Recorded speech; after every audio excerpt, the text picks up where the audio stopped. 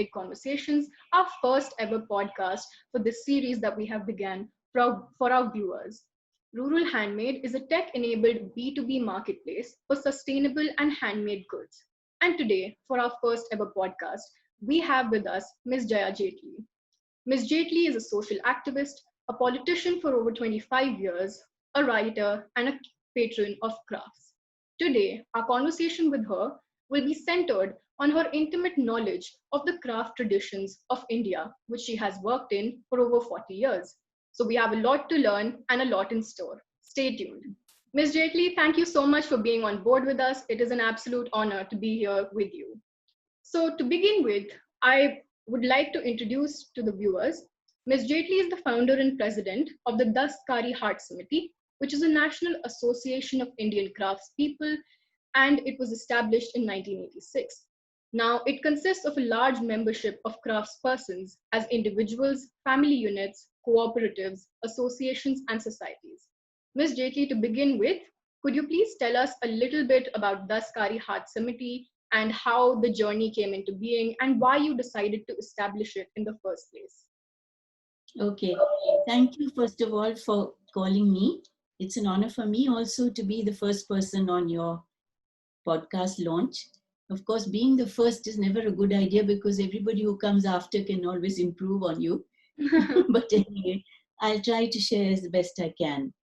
The Dastkari Haat Samiti is an organization which I set up to actually make the craftspeople feel it was their organization. It's not an NGO where a few people decide.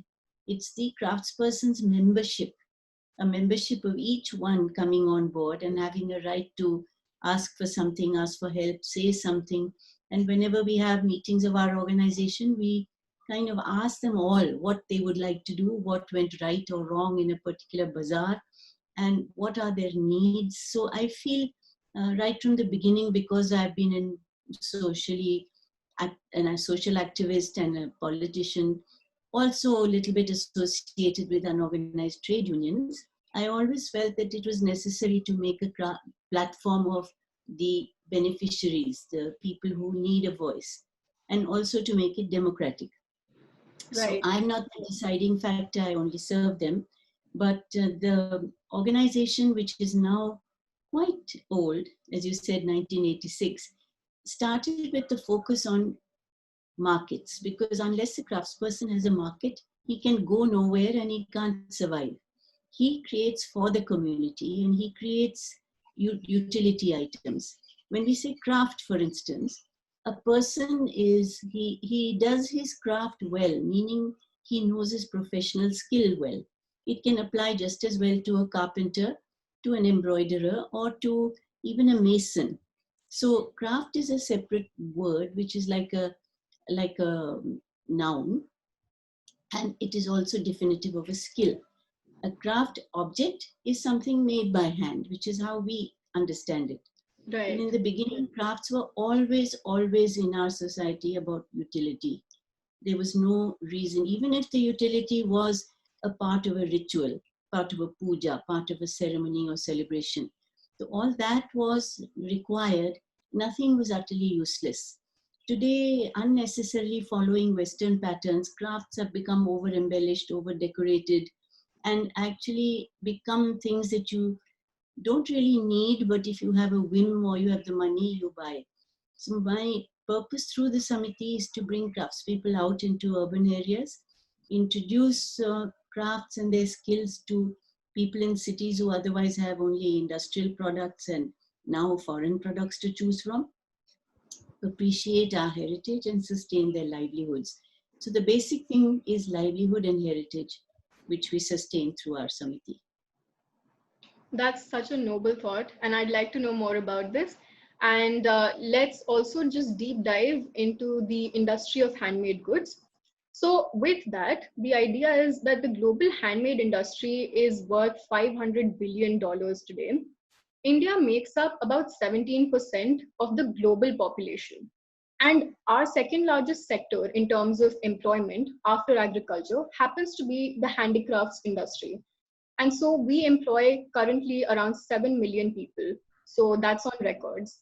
Now, with that kind of figure, why is it that the market share of the Indian handicrafts industry is still only a 2.25% of the global handicrafts business? So, where are we lacking? I'd just like to know more. Well, for one, I will stop you at the point where it says we are the second largest industry after agriculture. This was said first in the early 70s, mid 70s, in the 70s as a whole. But Right. after that, there was such an emphasis on industrialization. Textiles became power loom and mill cloth.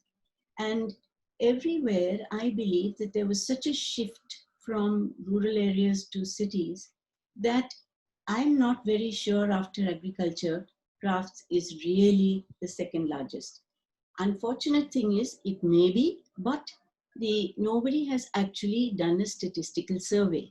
There Right. has never been a serious, deep, detailed census of handloom or craft or even the traditional arts, which in government eyes comes under the Ministry of Textiles.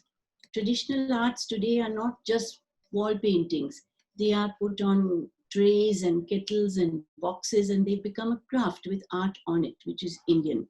So I feel that this is a huge area of neglect, which leads us immediately pointing to the fact that there has been no policy attention for them, because if you don't even know how many people there actually are, how do you allocate funds? How do you then go about finding out what they actually need and what are the problems within the textile sector? Is it yarn? Then the cotton farmers have a lobby. Then the craftspeople need yarn. The cotton farmers are a bigger lobby. So it's always the craftsperson who is at the bottom of the ladder, doesn't have a voice, and has not been counted. So to talk about billions of dollars becomes a bit amusing when we don't even know how many people are really practicing anything which is worth selling or exporting.